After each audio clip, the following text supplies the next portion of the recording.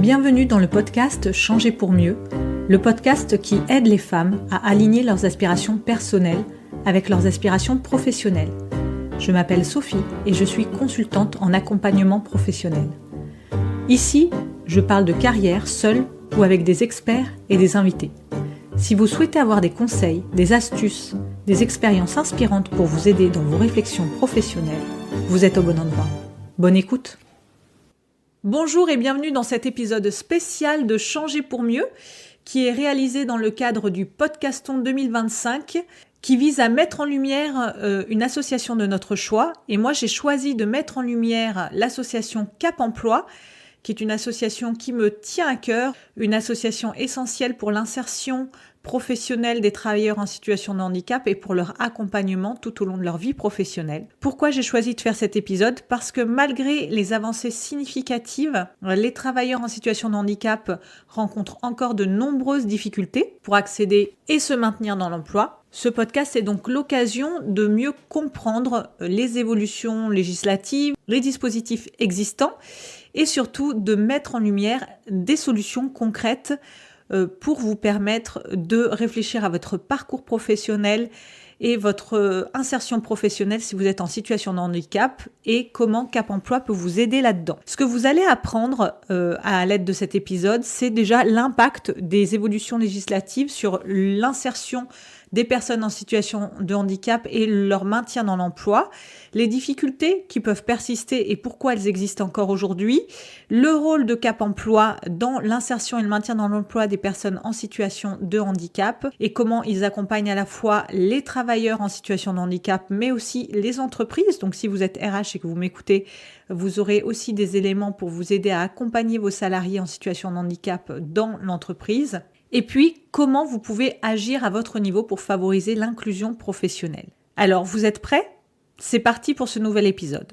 D'abord, nous allons voir les évolutions législatives liées à l'insertion dans l'emploi des personnes en situation de handicap et leur maintien dans l'emploi. L'une des lois les plus importantes en matière de handicap, c'est la loi du 11 février 2005 qui a vraiment constitué une avancée majeure en matière d'insertion professionnelle et d'accessibilité à l'emploi des personnes en situation de handicap. Cette loi a renforcé l'obligation d'emploi des travailleurs handicapés, qu'on appelle OETH, qui impose aux entreprises de plus de 20 salariés d'employer au moins 6% de leur effectif par des bénéficiaires de l'obligation d'emploi des travailleurs handicapés. Donc on va définir juste après ce que c'est que cette obligation. Donc en gros, ce sont des personnes en situation de handicap qui doivent composer au moins 6% de l'effectif des entreprises de plus de 20 salariés. Si les entreprises ne respectent pas cette obligation, elles sont soumises à une contribution qu'elles doivent régler à l'AGEFIP. L'AGEFIP qui est un organisme qui gère les fonds récoltés pour l'insertion des personnes en situation de handicap et qui les redistribue pour aider, favoriser l'insertion des personnes en situation de handicap ou le maintien dans l'emploi des personnes en situation de handicap. Donc les entreprises, si elles ne respectent pas cette obligation d'avoir 6% de leur effectif en situation de handicap, elles doivent payer une contribution qui dépend de la valeur du SMIC et de leur effectif. Plus elles sont grosses, plus elles payent cher. Donc, une entreprise de 200 salariés ne paiera pas le même prix qu'une entreprise de 500 salariés. Et puis, plus elles vont attendre pour prendre des engagements en faveur des personnes en situation de handicap, plus elles vont payer cher aussi. Elles pourront être soumises à une surcontribution si jamais elles ne font rien du tout pour mettre en place cette obligation d'emploi des personnes en situation de handicap. Et la contribution peut aller de quelques milliers d'euros à plusieurs dizaines de milliers d'euros. Donc, ce n'est pas négligeable, hein, ce sont de vrais budgets qui peuvent être dédiés à cette contribution pour l'emploi des travailleurs handicapés. Ce qui pousse du coup certaines entreprises à s'intéresser au sujet pour ne pas payer la contribution. Tant mieux, ça permet du coup qu'elles se penchent sur le sujet, même si c'est un peu contrainte et forcée. Donc, qui sont les fameux BOETH, bénéficiaires de l'obligation d'emploi des travailleurs handicapés, qui est reconnu en fait en situation de handicap et du coup bénéficiaire de ces fameux 6% de travailleurs handicapés. Donc, il y a les fameux RQTH, je ne sais pas si vous en avez déjà entendu parler, mais souvent on parle de RQTH, c'est la reconnaissance de la qualité de travailleur handicapé. C'est une reconnaissance qui est délivrée par la maison départementale des travailleurs handicapés, MDPH, des personnes handicapées. Qui va consister à un dossier à compléter pour voir si votre situation est relative d'une situation de handicap. Mais il n'y a pas que les bénéficiaires de la RQTH qui peuvent rentrer dans les 6% de travailleurs handicapés. Il peut y avoir aussi des personnes qui touchent une pension d'invalidité, des personnes qui sont allocataires de l'allocation adulte handicapé, des personnes qui ont une incapacité permanente de plus de 10% due à un accident du travail aussi. Donc ce sont des personnes qui n'ont pas forcément de RQTH et qui sont quand même bénéficiaires de cette obligation d'emploi des travailleurs handicapés. Et du coup, c'est quoi une situation de handicap ? Qu'est-ce qu'on appelle handicap ? Il y a déjà la définition de la loi du 11 février 2005 qui définit un handicap comme toute limitation d'activité ou de restriction de participation à la vie en société subie dans son environnement par une personne en raison d'une altération substantielle, durable ou définitive d'une ou plusieurs fonctions physiques, sensorielles, mentales, cognitives ou psychiques, d'un polyhandicap ou d'un trouble de santé invalidant. Ça, c'est la loi du 11 février 2005 qui définit le handicap comme ça. Donc, on peut, à la lecture de cette définition, identifier déjà plusieurs catégories de handicap. On identifie la catégorie des handicaps physiques, les handicaps sensoriels, je n'entends pas, je ne vois pas, je n'ai pas d'odorat, des handicaps mentaux, les handicaps cognitifs ou psychiques, donc là ça va être tout ce qui touche aussi les troubles 10 par exemple, dysphasie, dyslexie, dysorthographie, d'un polyhandicap, c'est-à-dire qu'on a plusieurs handicaps physiques, sensoriels, mentaux, cognitifs, ou d'un trouble de santé invalidant. Un trouble de santé invalidant, ça peut être un cancer par exemple ou un diabète. Donc on voit à travers cette définition du handicap de la loi du 11 février 2005 déjà plusieurs catégories de handicap qui recoupent en fait des situations très différentes.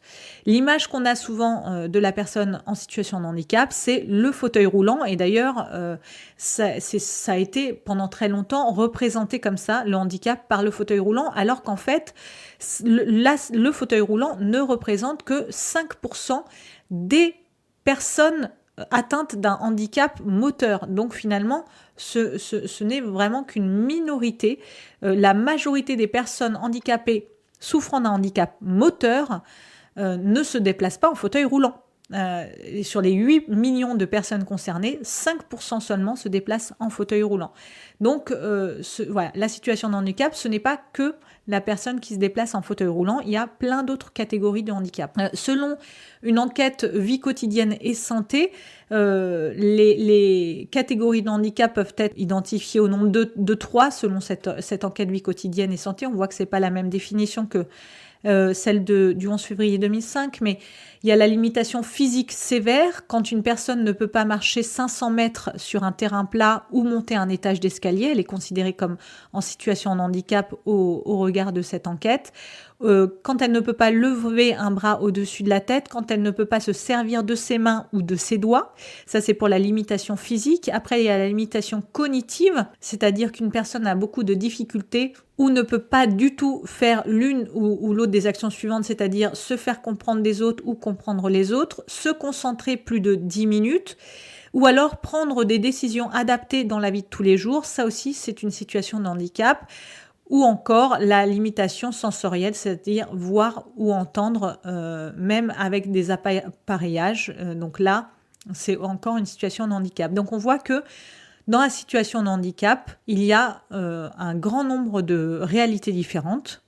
Il y a la réalité physique où on ne peut pas se mouvoir comme on veut, se déplacer comme on veut, où on a des restrictions d'un point de vue physique, mais il y a aussi des restrictions cognitives. Je ne peux pas comprendre ce que je lis comme les autres, j'ai des troubles 10, les lettres se mélangent, j'ai du mal avec l'orthographe, je suis dysorthographique, ou alors la limitation sensorielle, je n'entends pas bien, ou je ne vois pas bien, je suis atteint de dégénérescence de la macula, par exemple, au niveau des yeux, ou d'une très forte myopie qui m'empêche de voir correctement.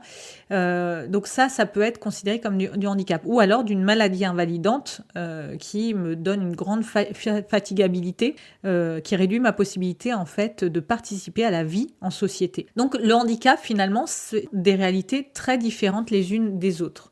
Du coup, pour avoir une meilleure connaissance de ce que reflète le handicap, je vais vous donner quelques chiffres clés pour essayer de lutter contre les stéréotypes, les idées reçues qu'on peut avoir vis-à-vis du handicap. Déjà, le handicap, il y a 80% des personnes en situation de handicap qui souffrent de handicap invisible, c'est-à-dire que on ne voit pas qu'elles sont en situation de handicap. Donc, ce sont toutes les personnes qui souffrent d'allergies, de maladies infectieuses, de cancers, de problèmes respiratoires ou de troubles 10, ça ne se voit pas sur leur visage. Donc 80% des personnes qui souffrent d'un handicap souffrent de handicap invisible, donc on ne peut pas le détecter en les voyant. Les personnes en situation de handicap n'ont pas forcément besoin de travailler dans des milieux protégés. 80% des personnes en situation de handicap travaillent en milieu ce qu'on appelle ordinaire, c'est-à-dire dans le milieu de travail classique. Des personnes en situation de handicap travaillent dans des milieux qu'on appelle protégés, c'est-à-dire les ESAT ou les entreprises adaptées. Mais la majorité, 80%, travaillent en milieu ordinaire, au milieu des entreprises que vous pouvez rencontrer, des entreprises, des administrations, des organisations, quelles qu'elles soient. 35% des personnes en situation de handicap ont un niveau de formation au moins équivalent au bac, voire plus. En tout cas, dans la région Centre-Val de Loire, parce que c'est de là que je sors mes chiffres qui viennent de l'INSEE et du ministère du Travail. Donc, ce n'est pas parce qu'on est en situation de handicap qu'on est faiblement diplômé. Et puis, il y a aussi un autre chiffre intéressant, c'est 85% des handicaps sont acquis après l'âge de 15 ans. Ça veut dire que la plupart des personnes ne naissent pas handicapées, elles le deviennent avec l'âge, parce qu'elles ont un accident de la vie, parce qu'elles tombent malades, parce qu'elles ont une dégénérescence qui arrive. Donc 85% des handicaps sont acquis après l'âge de 15 ans, donc on ne naît pas forcément handicapé. Et un dernier chiffre, et j'arrête avec mes chiffres, c'est que seulement 15% des cas nécessite un aménagement de poste, c'est-à-dire que quand on emploie une personne en situation de handicap, il n'y a que 15% des cas dans lesquels on doit mettre en place un aménagement du poste de travail. Ça ne veut pas dire qu'on ne va pas du tout réfléchir à la compensation de handicap.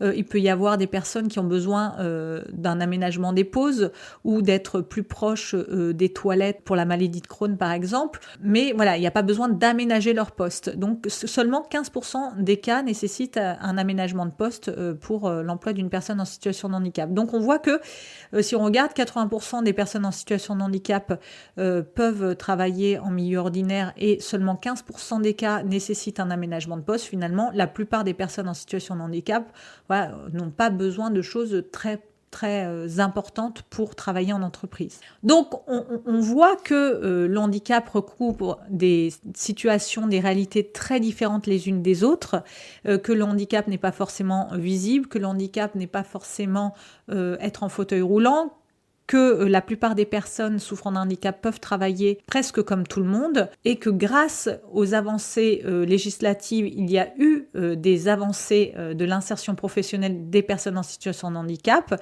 puisque le taux d'emploi des personnes en situation de handicap a progressé depuis cette loi. Le taux de chômage des personnes en situation de handicap est passé de 17,5% en 2015 à 12% en 2022.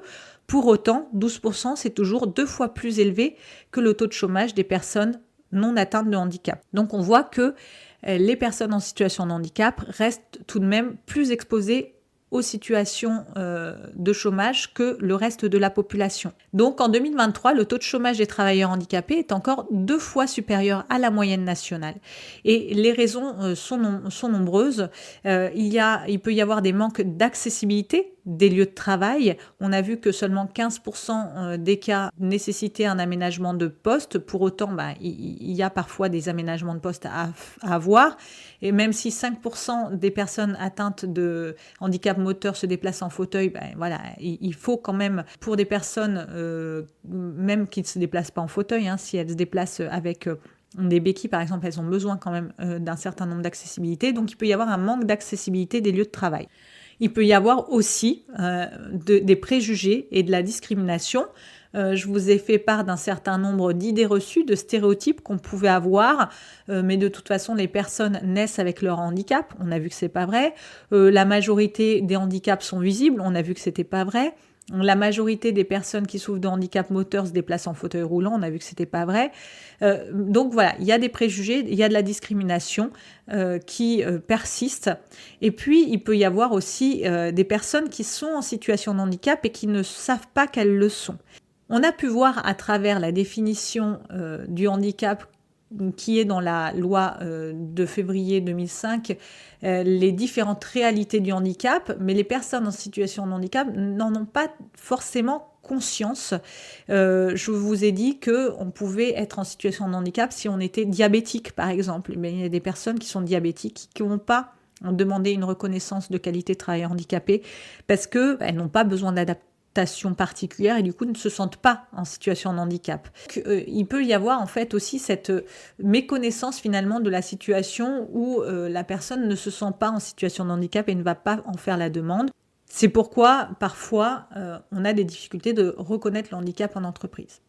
Maintenant, quel est le rôle de Cap Emploi et son histoire quel est son rôle et son histoire vis-à-vis de l'insertion des personnes en situation de handicap? Alors, les Cap Emploi trouvent leur origine il y a plus de 50 ans, avec pour mission initiale l'insertion professionnelle des personnes en situation de handicap. En 2018, il y a une étape clé qui a été franchie avec une nouvelle loi qui a prévu l'intégration de missions de maintien dans l'emploi au sein des Cap Emploi. Donc, c'est-à-dire qu'avant, les Cap Emploi ne s'occupaient que de l'insertion professionnelle des personnes en situation de handicap et depuis 2018, elles s'occupent aussi du maintien dans l'emploi. Quand on gère en entreprise la problématique du handicap, on la gère de 2 façons. On la gère dans sa dimension insertion, comment on recrute, comment on intègre des personnes en situation de handicap, mais on gère aussi la dimension maintien, c'est-à-dire quand j'ai des salariés qui tombent malades, qui ont des accidents et qui développent un handicap, comment je fais pour les maintenir dans l'emploi? Et c'est cette mission qui a été rajoutée à Cap Emploi en 2018. Donc maintenant, Cap Emploi n'est pas juste accompagnateur des personnes dans leur insertion, mais aussi dans leur maintien. Et c'est en ça qu'elle peut aussi aider les entreprises dans le maintien des personnes en situation de handicap. Donc ça permet une continuité dans l'accompagnement et dans l'insertion des personnes en situation de handicap. En 2019, il y a eu un rapprochement entre Pôle emploi, qui est maintenant France Travail, et Cap Emploi, qui a visé à améliorer la fluidité de l'accompagnement des demandeurs d'emploi en situation de handicap. Du coup, ça a abouti à la généralisation des lieux uniques d'accompagnement, LUA, où les conseillers de France Travail et de Cap Emploi collaborent pour offrir un service simplifié et efficace. Les services d'accompagnement que peuvent proposer Cap Emploi sont de plusieurs sortes.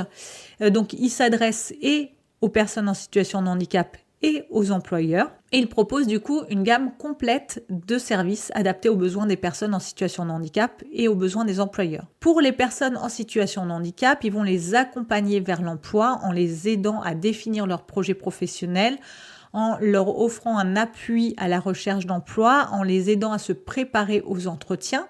Ils vont les aider également dans le maintien dans l'emploi. Donc, ils vont délivrer des conseils pour adapter les postes de travail à leurs restrictions médicales.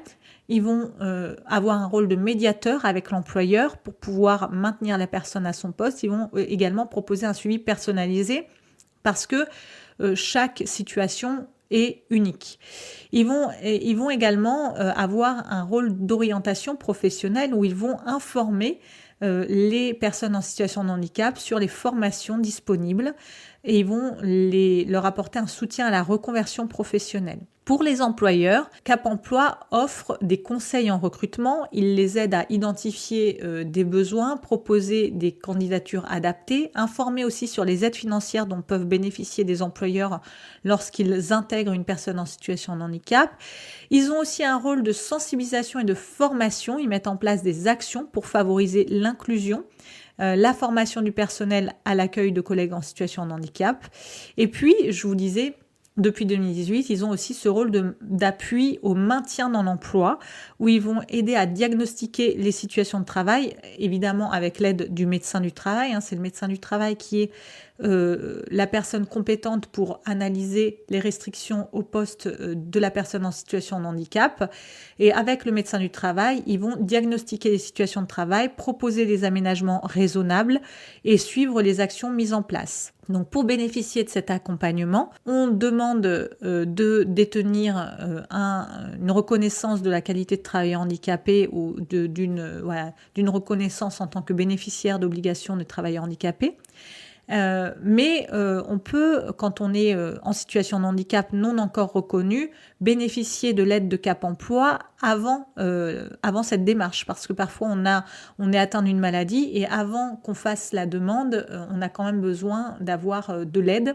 Donc Cap Emploi peut aussi accompagner les personnes en amont, à condition que les personnes fassent la démarche, s'engagent à faire la démarche auprès de la maison départementale des personnes handicapées. Cap Emploi collabore étroitement avec les partenaires de l'emploi et de la santé au travail, évidemment, pour assurer une prise en charge globale et cohérente, puisque, je vous le disais, c'est le médecin du travail et les services de santé au travail qui sont compétents pour diagnostiquer, définir les situations professionnelles qui sont compatibles avec la situation de santé de la personne en situation de handicap. En 2025, il y a eu l'entrée en vigueur d'une loi pour le plein emploi et la création du réseau pour l'emploi, avec la création de France Travail. L'accompagnement des demandeurs d'emploi a évolué. Le rôle de Cap Emploi a été renforcé dans l'inclusion professionnelle des personnes en situation de handicap et Cap Emploi se positionne vraiment comme un acteur central dans l'accompagnement des personnes en situation de handicap et offre des services adaptés et personnalisés pour favoriser leur insertion et leur maintien dans l'emploi. Donc je voulais vous parler particulièrement d'un outil qui peut vous aider si vous êtes en emploi ou si vous êtes d'ailleurs demandeur d'emploi en situation de handicap, c'est le conseil en évolution professionnelle. J'en ai parlé dans un précédent épisode de ce conseil en évolution professionnelle avec Hélène Boyer qui a fait appel, elle, à l'APEC, parce qu'elle était cadre et pas en situation de handicap. Elle a fait appel à l'APEC pour ce conseil en évolution professionnelle. Pour les personnes en situation de handicap, le conseil en évolution professionnelle peut être délivré par Cap Emploi. Donc je vous rappelle, le conseil en évolution professionnelle, c'est un service gratuit pour les bénéficiaires puisqu'il est financé par les contributions des entreprises, les contributions à la formation professionnelle. Et ce service permet à toute personne active de faire le point sur sa carrière et d'envisager des perspectives d'évolution ou des projets de formation. Cap Emploi joue un rôle clé dans ce dispositif en accompagnant spécifiquement les personnes en situation de handicap. Donc, il s'agit d'un accompagnement personnalisé. Si vous êtes en emploi, votre employeur ne sera pas mis au courant que vous faites cette démarche. Si vous n'êtes pas en emploi, vous pouvez également en bénéficier, vu que vous êtes considéré quand même comme un actif, même si vous n'êtes pas en emploi.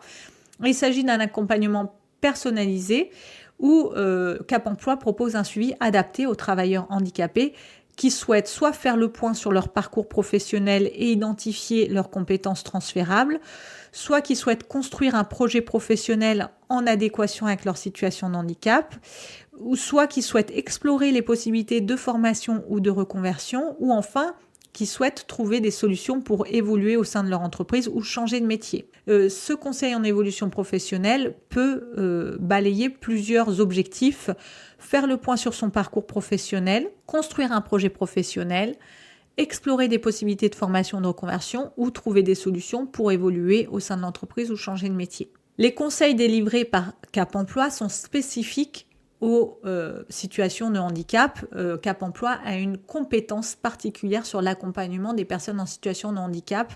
Donc, il saura prendre en compte les spécificités de la situation pour accompagner la personne. Contrairement aux autres opérateurs du conseil en évolution professionnelle, comme France Travail pour les demandeurs d'emploi, l'émission locale pour les jeunes, l'APEC pour les cadres ou en Auvergne-Rhône-Alpes, le CIBC pour les autres actifs, Cap Emploi, lui, prend en compte les contraintes et les besoins liés au handicap.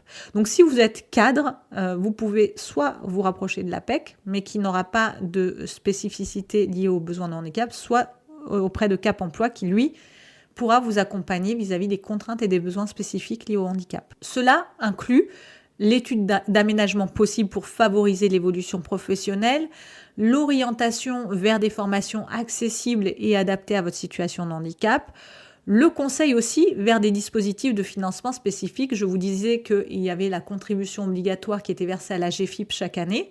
Elle peut servir aussi à financer des formations professionnelles pour les personnes en situation de handicap. Elle peut aussi servir à financer des aménagements pour le maintien dans l'emploi ou l'insertion professionnelle. Cap Emploi a un lien direct avec les employeurs et les acteurs de la formation professionnelle.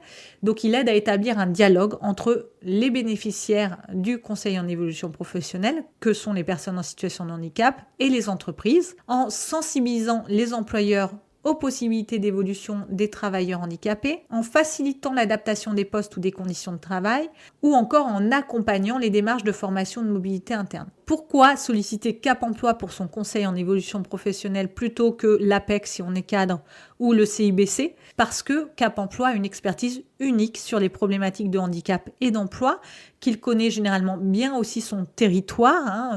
Je vous dis que moi, je suis membre du conseil d'administration de Cap Emploi Drôme-Ardèche. Les conseillers Cap Emploi Drôme-Ardèche connaissent très bien leur territoire. Ils ont une expertise unique sur le champ du handicap. Ils proposent un accompagnement sur mesure pour anticiper des évolutions de carrière. Et ils permettent une mise en relation avec les bons interlocuteurs pour concrétiser le projet. En résumé, Cap Emploi ne se limite pas à la recherche d'emploi, c'est aussi un acteur clé dans l'évolution professionnelle des personnes en situation de handicap en leur offrant des perspectives d'avenir adaptées et réalisables. Donc si vous êtes en situation de handicap, n'hésitez pas à vous rapprocher du Cap Emploi de votre région, département, pour vous aider à trouver des opportunités et bénéficier d'un accompagnement sur mesure. Je vous le disais aussi, Cap Emploi est un interlocuteur à destination des entreprises et permet aux entreprises de recruter des talents et favoriser l'inclusion. Si vous êtes une entreprise, vous n'hésitez pas également à demander, à solliciter Cap Emploi pour vous aider à maintenir dans l'emploi des personnes en situation de handicap qui seraient parmi vos salariés ou favoriser l'insertion de personnes en situation de handicap via du recrutement. Il y a un autre pôle dont je voulais vous parler pour vous, les entreprises, c'est le pôle formation de Keops, qui est une initiative qui est dédiée au développement des compétences des professionnels impliqués dans l'accompagnement vers et dans l'emploi des personnes en situation de handicap. Et Keops, donc, est le regroupement des Cap Emploi et propose donc des formations en distanciel, en présentiel, en e-learning, pour favoriser le développement des compétences des personnes qui s'occupent de l'insertion et le maintien dans l'emploi des personnes en situation de handicap dans l'entreprise. Donc depuis 1993, Keops propose une gamme variée de formations destinées aux conseillers, aux employeurs, aux managers et à tout autre acteur concerné par l'inclusion professionnelle des personnes en situation de handicap. Donc, vous pouvez vous rendre, et d'ailleurs, je vous le mettrai en ressources du podcast sur le site internet de Keops, qui propose plusieurs thématiques de formation. Des thématiques autour de la connaissance du handicap, qui permet d'approfondir sa connaissance des différentes typologies de handicap et de leur impact sur l'employabilité. Des thématiques autour du conseil et de l'accompagnement, qui vous aideront à avoir des techniques pour améliorer l'accompagnement des personnes en situation de handicap dans leur parcours professionnel. Des thématiques autour de la compensation du handicap, quelles sont les stratégies pour faciliter l'intégration et le maintien dans l'emploi des personnes en situation de handicap. Et enfin, des thématiques autour du réseau handicap, qui vous permet de renforcer vos compétences autour des réseaux d'accompagnement, le paysage lié à l'insertion et au maintien dans l'emploi des personnes en situation de handicap étant parfois un peu complexe avec beaucoup d'acteurs. C'est utile d'avoir une meilleure connaissance de ce réseau. Les modalités pédagogiques de ce pôle formation de Keops, ce sont des formations, je vous disais, soit en présentiel, soit à distance, qui sont adaptées aux besoins spécifiques des participants. Il y a également une plateforme de formation en ligne qui est disponible et qui offre un accès flexible aux ressources pédagogiques. Je vous mettrai en lien du podcast l'accès à cette plateforme de formation. Il y a également un parcours de formation certifiant intitulé Handicap, accès et maintien dans l'emploi qui est proposé et qui est inscrite au répertoire spécifique et éligible au CPF, qui permet aux professionnels de valider et de reconnaître leurs compétences dans le domaine de l'accompagnement des personnes en situation de handicap. Et tout ça, vous pouvez le retrouver sur keops-formation.org. Il y a également des formations intra-entreprises si vous voulez sensibiliser vos managers ou une équipe en particulier qui doit accueillir ou maintenir dans l'emploi des personnes en situation de handicap. Le pôle formation de Keops peut également offrir des formations sur mesure conçues pour répondre aux besoins spécifiques de votre organisation. Ça peut être destiné aux agents d'accueil, aux conseillers d'insertion, mais aussi donc aux équipes managériales pour renforcer leurs compétences en matière d'inclusion professionnelle des personnes en situation de handicap. Le calendrier du pôle formation est mis régulièrement à jour, propose des sessions tout au long de l'année, donc n'hésitez pas à regarder sur le site. Il y a là notamment des formations sur l'épilepsie et l'emploi ou des préparations au récit d'expérience devant un jury qui sont programmées. Le mieux est évidemment d'aller regarder quand vous en avez besoin sur le site. Le pôle formation de Keops se positionne comme un acteur clé dans la formation des professionnels de l'accompagnement des personnes en situation de handicap, que ce soit des personnes spécifiques à l'accompagnement des personnes en situation de handicap comme les personnes qui travaillent pour Cap Emploi, mais aussi les personnes qui travaillent en entreprise et qui sont en charge de l'insertion et du maintien dans l'emploi des personnes en situation de handicap. Ces formations contribuent à une meilleure inclusion des personnes en situation de handicap dans le monde du travail. Cet épisode de podcast sur Cap Emploi est terminé. J'ai prévu d'interviewer prochainement un responsable de Cap Emploi Dromardèche pour avoir l'intérieur du décor, sa vision, son expérience. Merci d'avoir écouté cet épisode. N'hésitez pas à écouter l'interview qui va prochainement suivre d'un professionnel de Cap Emploi si vous souhaitez en savoir plus. N'hésitez pas à partager cet épisode, à le commenter, à le liker pour continuer à changer pour mieux. Bonne semaine et rendez-vous au prochain épisode.